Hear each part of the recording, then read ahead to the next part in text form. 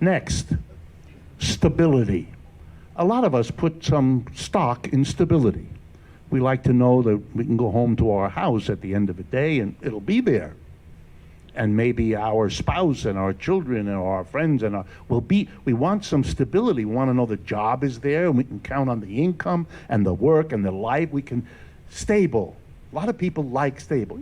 Occasionally something wild, but stable. Let's see, how does capitalism do on stability? Badly, or really badly. Now, for those of you who don't know, every place that capitalism has ever gone, ever settled in as a dominant economy, again, from England at the end of the 18th century, all across now to be the dominant system in the world, it has an economic downturn, nice phrase, every 4 to 7 years. Let me do that again. Every 4 to 7 years, this economic system tanks. Now, sometimes it's awful, like the one in 1929 to 41, or the one since 2008. Those have been doozies. But for those of you who don't know, between the end of the 1930s collapse, from 1941 until this new one in 2008, there were 11 other economic downturns. For those of you that are interested, there's a government agency called the National Bureau of Economic Research, which measures all that and keeps the records. Every president since Roosevelt has said, if you just do my policy, the current clown is doing it too, like all the presidents, they promise, if you just do my policy, it will get us out of this bad economic time.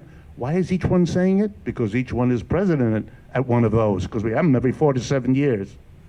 If you follow my policy, not only will we get out of this downturn, but we will not give that kind of problem to our children. Every president has promised it. No president has ever delivered it. At the end of the Great Depression, we were told that we had learned how to manage our economy better. We had reforms, we had regulations, and they would make sure we didn't have this again.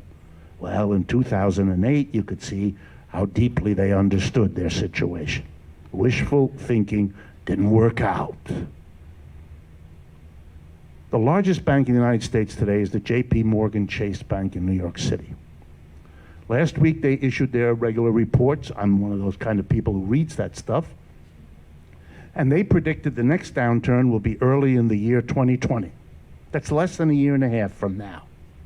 Welcome to capitalism's instability. If you lived with a roommate as unstable as capitalism, you would have moved out long ago. But you accept it. In fact, many people think it's somehow natural. It's sort of like the rain.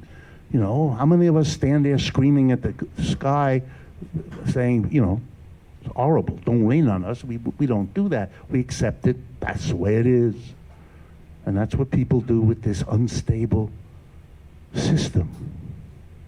Wow.